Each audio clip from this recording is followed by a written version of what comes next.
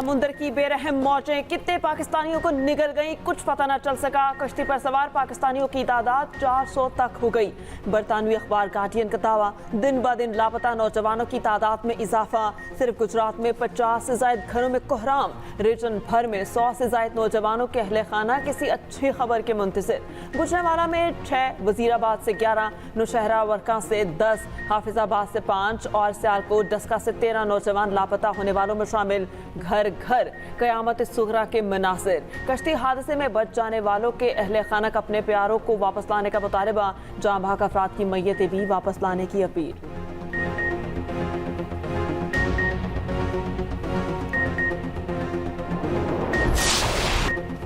डूबने से पहले बदकिस्मत कश्ती 7 घंटे एक ही जगह खड़ी रही, कोई मदद को ना आया। बरतानवी मीडिया दिल दहला देने वाले हकायक सामने ले आया। बरतानवी रिपोर्ट ने यूनानी हुकाम का यह दावा भी मशकूक बना दिया कि कश्ती के अमले ने मदद कबूल करने से इनकार किया था। बरतानवी रिपोर्ट पर ताहाल यूनानी हुकाम का रद्द-ए-अमल सामने न आया। तारकीन वतन को ले जाने वाली कश्ती में कोई ट्रैकर मौजूद नहीं था, इसलिए वो नक्शे पर दिखाई नहीं थी। अक़वाम मुत्तहिदा का कहना है कि कम अज कम 500 मुतासरीन लापता है।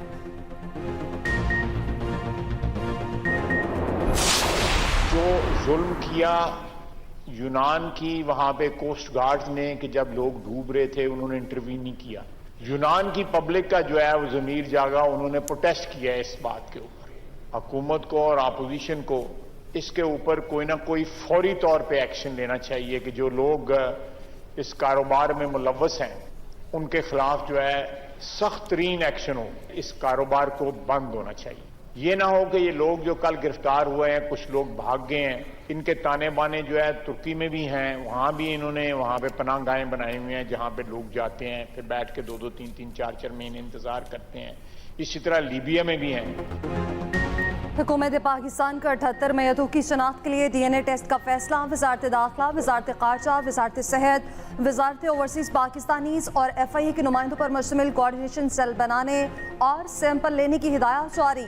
कौम असम्बली में खिताब करते हुए वफाकी वज़ीर ख्वाजा आसिफ ने कहा, यूनान की कोस्ट गार्ड ने डूबते लोगों को ना बचाकर जुल्म किया।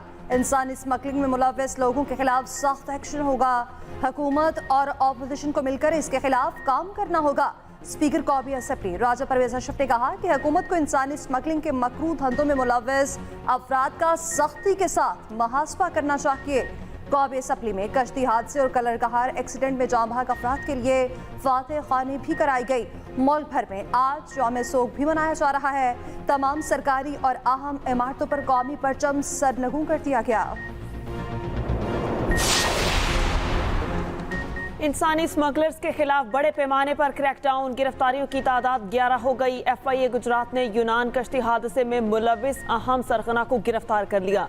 एजेंट वकास अहमद ने दीगर साथियों की मिली भगत से मुतासरा शहरी को यूरोप भिजवाने के लिए 23 लाख रुपए वसूल किए थे। गिरफ्तार इंसानी स्मगलर का ताल्लुक वजीराबाद से है। मुकदमा दर्ज। गुजरात से ही एजेंट शब्बीर साजिद को भी गिरफ्तार किया जा चुका, जबकि कराची एयरपोर्ट से गिरफ्तार किए गए मुलजिम के खिलाफ एक और मुकदमा दर्ज कर लिया गया।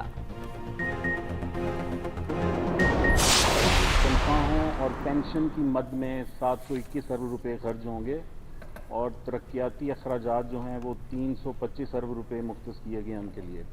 और ऑन गोइंग प्रोजेक्ट्स चल रहे थे तरक्याती 4800, जिनमें से 2500 प्रोजेक्ट्स जो हैं वो ये फैसला किया गया कि उन्हें अगले 4 माह में मुकम्मल कर दिया जाएगा। सरकारी मुलाजमीन की तनख्वाहों में 30% इजाफे का फैसला किया गया और जो पेंशनर्स हैं उनकी पेंशन में 5% इजाफे का फैसला किया गया।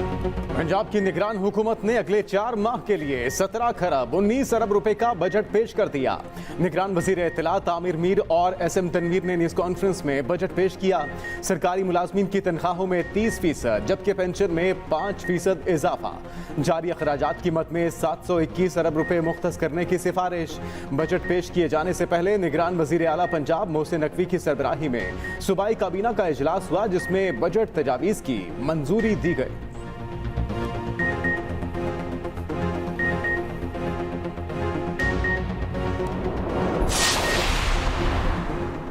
सुप्रीम कोर्ट में review and judgment act case पर समाअत मुकम्मल, फैसला महफूज कर लिया गया। चीफ जस्टिस ने रिमार्क देते हुए कहा, हुकूमत कानून साजी कर सकती है मगर नजरसानी में अपील का हक देना दुरुस्त नहीं लग रहा।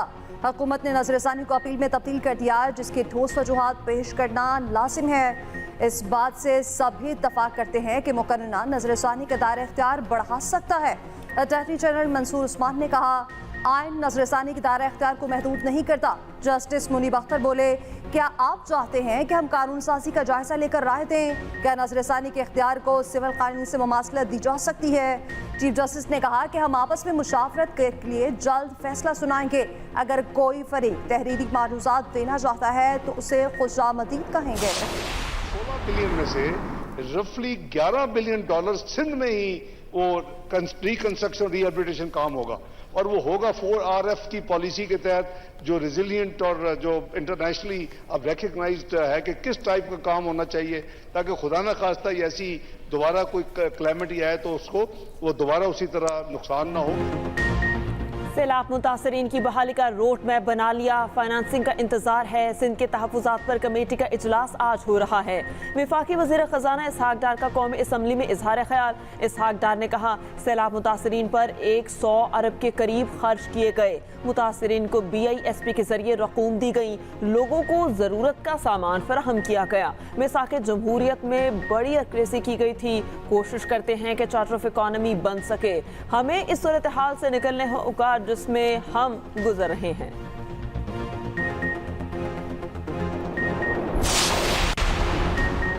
खबरें आ रही हैं, वजीर आजम ने सिंध के सैलाब ज़दगान के लिए 25 अरब रुपए खुसूसी फंड्स में दिए। इसका खैर मकदम करते हैं वजीर इत्तलात सिंध शर्जील इनाम मेमन कहते हैं, वजीर आजम शहबाज शरीफ ने PTI दौर में सिंध के साथ होने वाली ज्यादतियों का अजाला करने का वादा किया। वो कई बार सिंध आए, फंड्स के ऐलानात भी किए। वजीर आजम से गुजारिश है कि सिंध के साथ किए गए वादों को पूरा करने की हिदायत दें।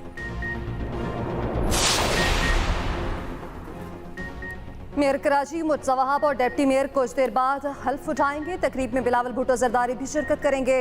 वज़ीर इत्तलात सिंध शर्जील पेमन कहते हैं कि जमात इस्लामी मेयर कराची के इंतखाब को कबूल और अपनी शिकस्त तस्लीम करे। जमात इस्लामी को वोट PTI ने नहीं दिए, इल्ज़ाम पीपल्स पार्टी पर लगा रही है। इल्ज़ाम तराशियों से कुछ हासिल नहीं होगा।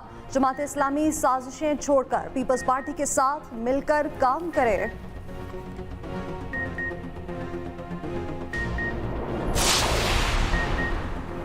कराची पर कब्जा मेयर मुसल्लत किया गया। जो लोग गायब हुए इनकी तहकीकात के लिए JIT बनाई जाए। अमीर जमात इस्लामी कराची हाफिज नईमुर रहमान की न्यूज़ कॉन्फ्रेंस। कहा, पीपल्स पार्टी ने अपनी 50 साल तारीख दोहराते हुए लोगों को आने नहीं दिया। इलेक्शन कमीशन ने आज तक सही फैसला नहीं दिया। इलेक्शन कमीशन और पीपल्स पार्टी का गठजोड़ है। सिंध हुकूमत ने गलत हल्का बंदियां की, 4 बार इलेक्शन को मुलतवी किया गया। के पास पाकिस्तान का एजेंडा नहीं, इन हुक्मरानों के पास बैरूनी एजेंडा है, यहूदियों का एजेंडा है। अपने इस मकसद के लिए इमरान खान की खिदमत हासिल की थी, लेकिन जमीयत उलमा का कारकुन वो सद्द सिकंदरी बना और उसने उनके मंसूबे को पाश कर दिया। PTI का एजेंडा पाश कर दिया। चेयरमैन PTI के दोबारा इक्तिदार में आने का कोई ख्वाब नहीं देख सकेगा। टाक में सरबराह PTI मौलाना फजलुर रहमान का खिताब। कहा, हमने इस फितने का खात्मा कर दिया। साबिका हुक्मरानों का एजेंडा इसराइल और यहूदियों का था। इसराइल नवाज लॉबी रो रही है। पाकिस्तान में इस्लाम के अलावा कोई निज़ाम नहीं चल सकता।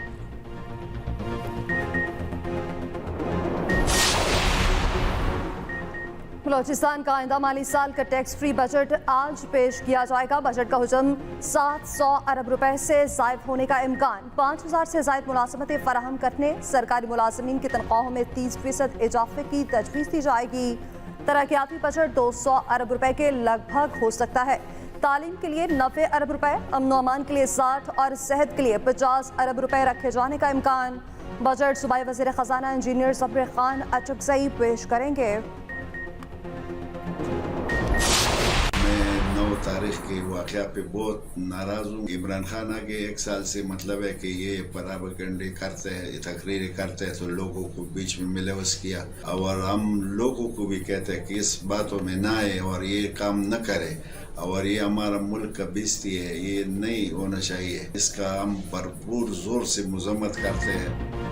चेयरमैन पीटीआई मनफी प्रोपेगेंडा करके हमारे बच्चों को गुमराह और अपने मकसद के लिए इस्तेमाल कर रहा है। सानहा 9 मई में मुलविस एक और शरपसंद की अहले खाना का पैगाम।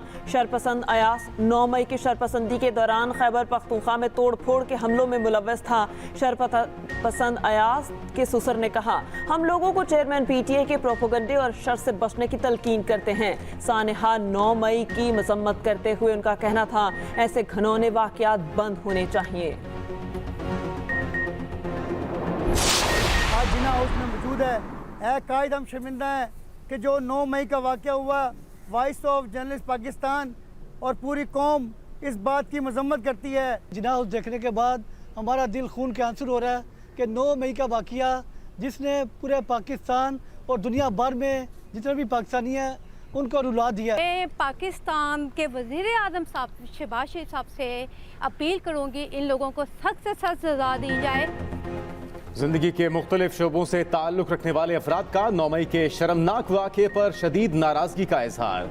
वॉइस ऑफ जर्नलिस्ट पाकिस्तान के वफ्द का भी जिना हाउस लाहौर का दौरा।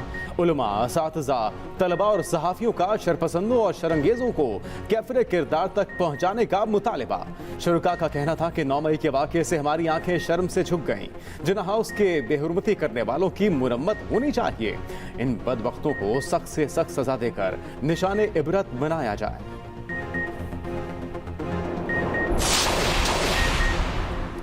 सुप्रीम कोर्ट ने इंक्वायरी कमीशन के खिलाफ दायर दरखास्तों की गुज़िश्ता समाअत का हुक्मनामा जारी कर दिया। हुक्मनामे के मुताबिक अटॉर्नी जनरल ने बेंच में शामिल 3 जजेस पर एतराज़ात उठाए और कहा कि तीनों जज साहिबान बेंच से अलग हो जाएं। दरखास्त गुजार के वकील ने जवाबी दलाइल दिए। फरीकैन के दलाइल सुनने के बाद अदालत ने फैसला महफूज कर लिया। बेंच की तश्कील पर एतराज़ात का फैसला होने तक इंक्वायरी कमीशन का नोटिफिकेशन मुअत्तल किए जाने का हुक्मनामा बरकरार रहेगा। केस की समाअत गैर मुय्यना मुद्दत के लिए मुलतवी।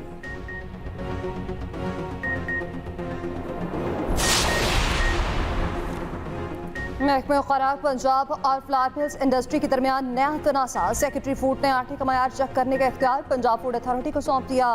मरासला भी जारी। Punjab food authority flower mills और दुकानों से आटे के नमूने हासिल करके लेबॉर्ट्री में तजिया कराएगी।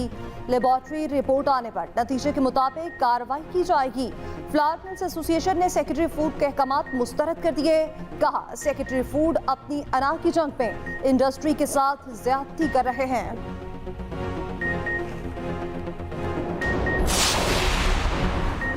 खैबर पख्तूनख्वा में पेशावर समेत मखसूस असला और अफगान महाजिर कैंपों में इंसदादे पोलियो मुहिम शुरू हो गई।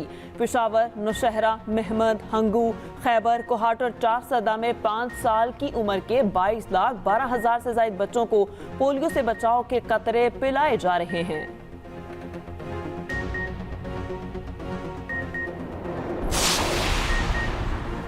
केपी में तूफानी हवाएं और मूसलाधार बारिशें तबाही ले आईं। मुख्तलिफ हादसात में 5 अफराद जम बहक, 71 जख्मी। PTMA के मुताबिक बन्नू, लकी मरवत, DI खान, मानसहरा में हादसात पेश आए। 16 घरों को जुज़वी नुकसान। बन्नू में तेज हवाओं से छतें उड़ गईं, दीवारें गिर पड़ी। 3 बच्चे जम बहक, 25 जख्मी। लकी मरवत में आंधी से ट्रक हादसे का शिकार। पेशावर में तूफानी हवा के साथ मूसलाधार बारिश, बिजली का निजाम दरहम बरहम। नशेबी इलाकों में पानी जमा। भारत बदतरीन गर्मी की लिपेट में। हीट स्ट्रोक से 3 दिनों में 100 हलाकतें। उत्तर प्रदेश में 54 अफराद जान से गए। अस्पतालों में 400 जेर इलाज। हीट वेव में लोड शेडिंग ने जल्दी पर तेल का काम किया। मुख्तलिफ शहरों में बिजली की लोड शेडिंग के खिलाफ मुजाहिरे।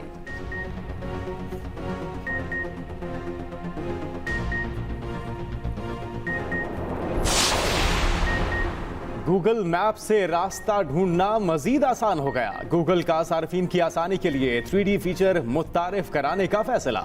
इब्तिदाई तौर पर 3D design London, Paris, New York, Tokyo, Venice समेत 15 शहरों में मुतारिफ कराया जाएगा।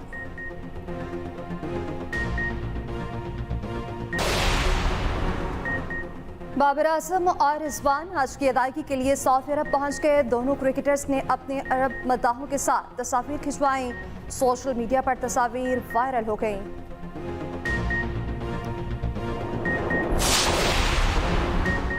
जिल हज का चांद देखने के लिए मरकजी रोयत हिलाल कमेटी का इजलास आज कराची में होगा। ईद उल अजहा 29 जून बरोज जुमेरात को होने का इम्कान। दूसरी जानिब सऊदी अरब में जिल हज का चांद नजर आ गया। यौम अरफा 27 जून बरोज मंगल, जबकि ईद उल अजहा 28 जून बुध को होगी।